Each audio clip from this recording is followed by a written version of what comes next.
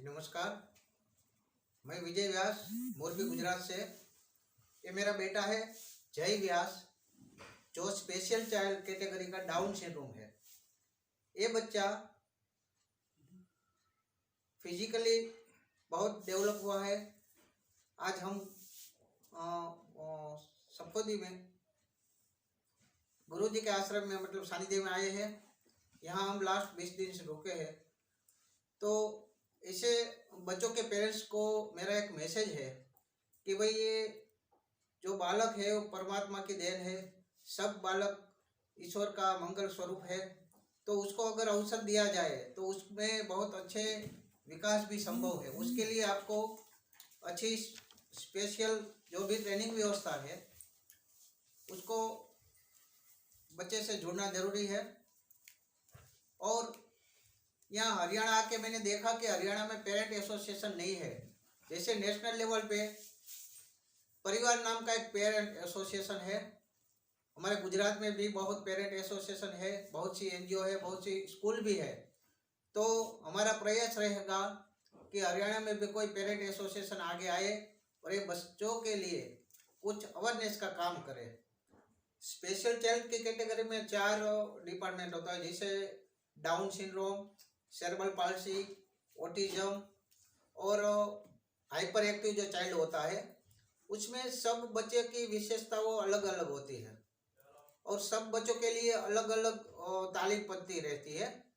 तो सबसे पहले तो बच्चे को डिटेक्ट करके उसका असेसमेंट करना पड़ता है कि वो बच्चे में क्या लक्षण है, क्या गुण है, उसके मतलब उसको ट्रेनिंग दी जाती है। स्वामी जी, आपके आश्रम में विजय भाई पहुँचे हैं, तो आपका इनके इस मिशन में क्या सहयोग रहेगा और आप क्या कहना चाहते हैं इस बारे में?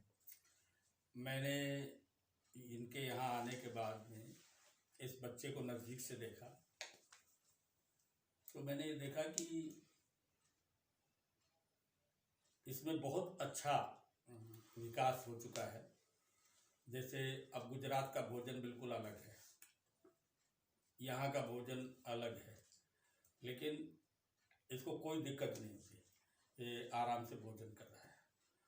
और साध्वी मोक्षिता ने इसको वहाँ पूजा में ले जाना शुरू किया, तो ये बाकायदा पूजा भी कर रहा है, महादेव जी को जल भी चढ़ा रहा है और मत्था भी टेक रहा है। अभी नवरात्र चल रहे थे तो प्रतिदिन वहाँ पूजा में भी ये बैठता था और बड़ी शांति से, और हाथ भी जोड़ता है। मतलब बहुत सारी, मतलब जब तक अगर कोई आदमी बोले नहीं अचानक कि भाई ये बच्चा इस कैटेगरी में है, तब तक उसको यही लगेगा कि बिल्कुल नॉर्मल बच्चा है। तो मैं समझता हूँ कि ये इनका प्रयास है कि ये बच्चा इस स्थिति में है। तो मैं विजय भाई की संवेदनाओं से बहुत प्रभावित हूँ, क्योंकि ये संवेदनाएं केवल एक उनके बच्चे के लिए नहीं है, सभी बच्चों के लिए हैं। और मैं यही सोच रहा हूँ कि हम अपने ट्रस्ट में ये प्रोजेक्ट भी शामिल करेंगे, और हेल्थ के क्षेत्र में तो हम काम कर ही रहे हैं। क्या मैसेज होगा आपका? मेरा मैसेज यही रहेगा कि ये कोई भी परिवार में बेटा हो या बेटी हो स्पेशल चाइल्ड के रूप में, वो अपना भाग्य लेके आता है। उनको सही अधिकार, आत्मगौरव के साथ उनके साथ अच्छा व्यवहार करना जरूरी है। इसीलिए सही समय पे सही तालीम और शिक्षण से बच्चे को जुड़ा जाए। स्वार्थ प्रेम की बात करते हैं, अनकंडीशनल लव। सही बात तो ये है कि प्रेम में जहां स्वार्थ आ जाता है वहां प्रेम नहीं रहता, या तो व्यापार हो जाएगा या वो वासना होगी। शुद्ध प्रेम, तो शुद्ध प्रेम में केवल देने की भावना होती है, उसके रिटर्न में कुछ लेने की भावना नहीं होती। जैसे हम भगवान से प्रेम करते हैं, अगर हम किसी मनोकामना के साथ ही भगवान के मंदिर में जा रहे हैं, हे भगवान मेरी दुकान चल जाए, हे भगवान मेरे घर में बेटा हो जाए, हे भगवान मेरा ये लॉटरी निकल जाए, तो ये प्रेम नहीं हुआ, शुद्ध प्रेम नहीं हुआ। इसमें कहीं ना कहीं हमारी इच्छाएं जुड़ी हुई हैं, वासनाएं जुड़ी हुई हैं। तो मैं समझता हूं कि ऐसे बच्चों के प्रति कार्य करना, ये वो निस्वार्थ प्रेम का सबसे बढ़िया उदाहरण होगा और सबसे अच्छा।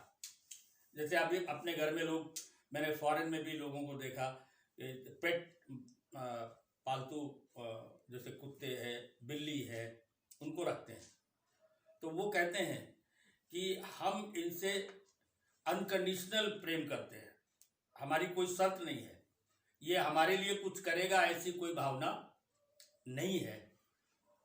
तो ऐसी स्थिति में मैं समझता हूँ ऐसे बच्चों के प्रति यदि हम कुछ कर सकें तो सचमुच में एक परमात्मा की शुद्ध सेवा होगी, क्योंकि मैं ऐसा मानता हूँ कि नर सेवा ही नारायण सेवा है।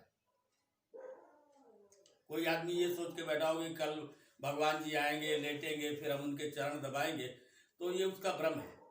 परमात्मा इन्हीं सभी रूपों में मौजूद है और इनकी सेवा करना, इनकी सेवा का मतलब है इनके विकास में इनका सहयोग करना, वो हमारी सबसे बड़ी सेवा होगी, मैं ऐसा समझता हूँ।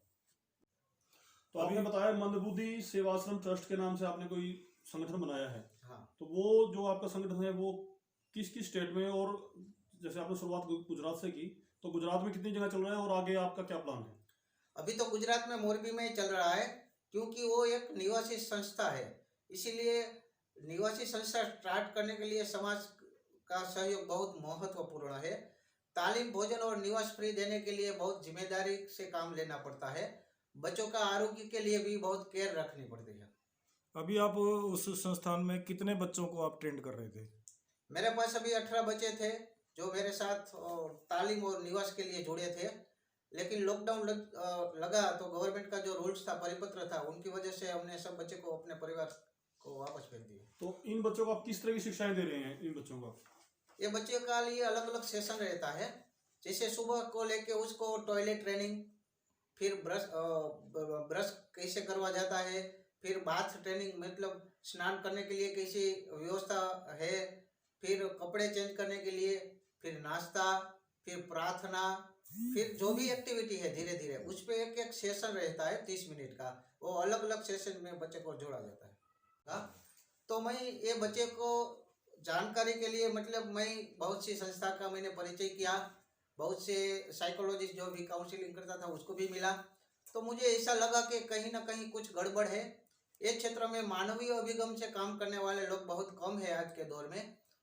आजकल ज़्यादा प्रोफेशनल लोग हैं, सिर्फ पैसे के लिए काम करते हैं, पेरेंट्स को मिसगाइड करते हैं, और बच्चे का जो हित की बात है वो बच्चे का हित नहीं रहता। इसलिए मुझे लगा कि मुझे सबसे पहला जागरूकता के काम करना जरूरी है। इसलिए मैंने mission for special child Bhavnagar से मोरबी 12 जिला और 84 तालुका का साइकिल से प्रवास किया, और बहुत से ऐसे बच्चों को, परिवार को मिला। जैसे छोटे बच्चे होते हैं विजय जी, तो क्या कोई सिम्टम्स उनको कुछ इस प्रकार, जैसे बच्चे जो है कुछ महीने के बाद अपने आप ऑटोमेटिकली डिसेबल हो जाते हैं, तो क्या कोई सिम्टम्स इस तरीके के मिलते हैं बच्चे में पैदा होने के टाइम पे? हाँ जरूर। वो जैसे बच्चे का जन्म होता है तो 10 या 15 दिन के बाद जब माता से वो फीडिंग करता है, मतलब पेट भरता है, तो आई कांटेक्ट नहीं करता बच्चा, तो आई कांटेक्ट नहीं करता। और दूसरी बात, बच्चा जब 1 मास के बाद वो जब कोई आवाज़ बजती है तो दिशा में वो सिग्नल नहीं देता है, मतलब रिस्पॉन्स नहीं देता है, तो वहाँ से कुछ गड़बड़ी का मैसेज मिलता है कि ये बच्चा का डेवलपमेंट सही नहीं है।